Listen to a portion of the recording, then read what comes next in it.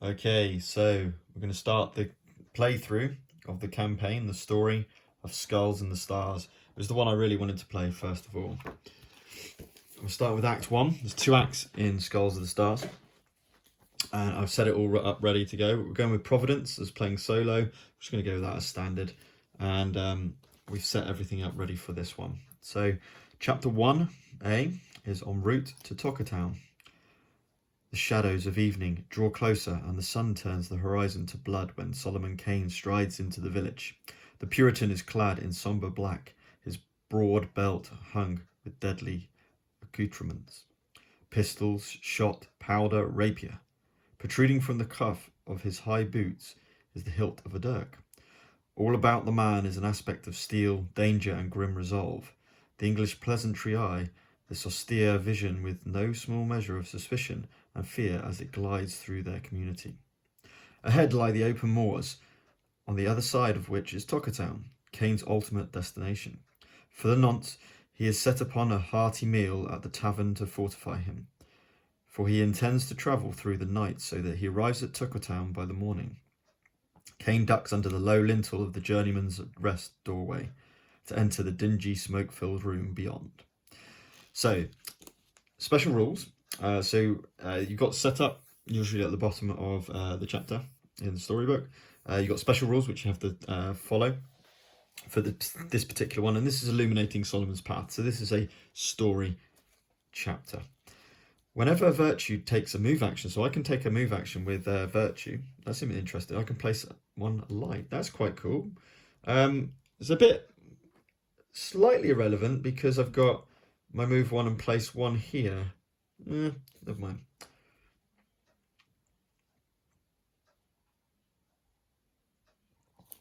Interesting. I think that's what it means, rather than the virtue actually moving. I believe that's what it said in the rules. Also, we need to place 1 darkness into the cloud. So let's place a darkness card into our cloud. Don't know what that is. No nightmare cards in this. We're just playing it normal. And we're basically trying to light the way. So we've got average stats across the board. You do normal average. Starting stats, which is 5, 5, 5 in strength, clarity, and compassion, and 3 in danger. That's quite standard to start a scenario. So I'll leave that there so we can place the light on it.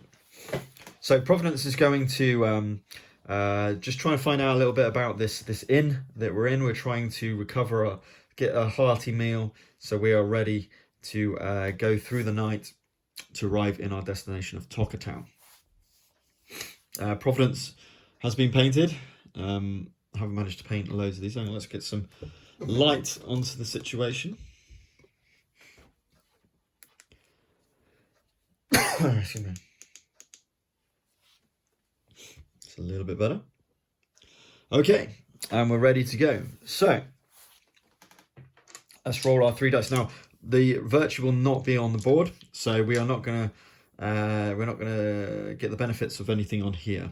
We may want to put light on there. I do have elegance to place 2 light, and I can also add a darkness card to the deck to elongate the get turn, because we've got 4 darkness cards, which means that's the average duration of this. So determination, faith. I kind of want to just flip one of those. Yeah, 100%. So we're just going to flip one of these, and we're going to go straight in with using Providence's integrity. So mixing into the crowd, Solomon Kane enters the smoke-filled room beyond, where there looks like there are many patrons milling about. It puts an air of integrity around Solomon Kane, to show a good standing, but someone who could be trusted, perhaps. We place 1 light onto our card. We're going to store and reserve our wild, which is our faith, and we used that ability. Do I want to get rid of any of these? No, I do not. So then we pass on to the darkness. Oh dear. All virtues remove 1 dice from their reserve. Providence, although feeling quite confident, suddenly feels the edge of darkness starting to surround Solomon Kane. Okay, so we're going to roll 3 dice again. I might just do the darkness card, try and get an extra dice into there.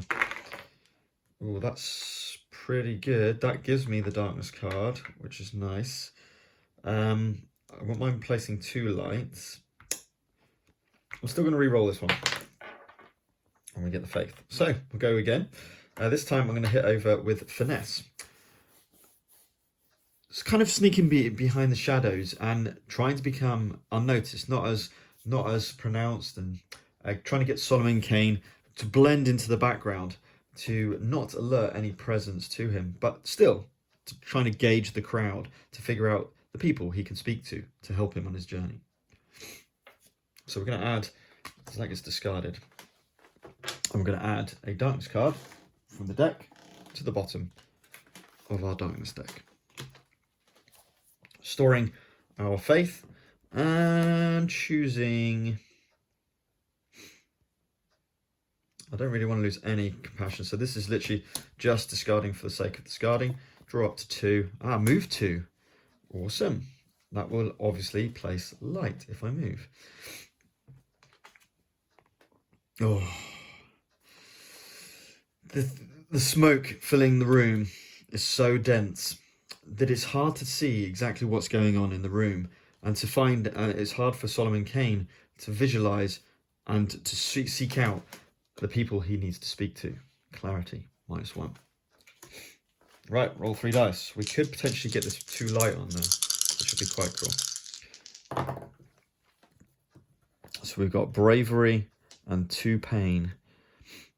The pain's always good. No, I'm going to re-roll 1 dice. Cool, and we get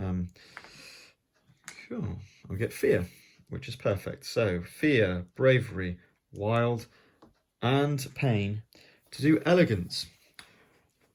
But even though it's hard to see through the bar, through this room that he's inside the tavern, he does move through without disturbing the crowd, even though it is a packed room, to try and make his way to get his best vantage point. Placing 2 lights onto the track. So just to point out, just with a game mechanic point, we have now got Solomon Kane's Brighton, but remember we've still got 3 cards left on the darkness deck. So might want to think about doing something else. So I'm going to put resolve onto here. +1, -1 danger, or +1 light. That's always a good one with courtesy. Right, okay. What's the darkness doing? +1 danger. Providence feels the edges of darkness starting to close in on Solomon Kane as he continues to scout around this new found abode to try and organise himself. +1 danger. 3 dice. Cool, wild pain. That's good.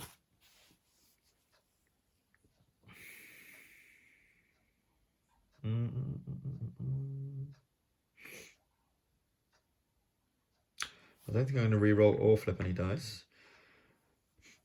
I think we're just going to hit in. Yeah, we're going to hit in with some integrity. Again, that aura around Solomon Kane continuing, making him seem like a well-to-do fellow that people can trust. And people are starting to get notice of Solomon Kane, but in a good way. Place 1 light. I'm going to try and fill this up. We're going to get rid of this one and replace it with this one.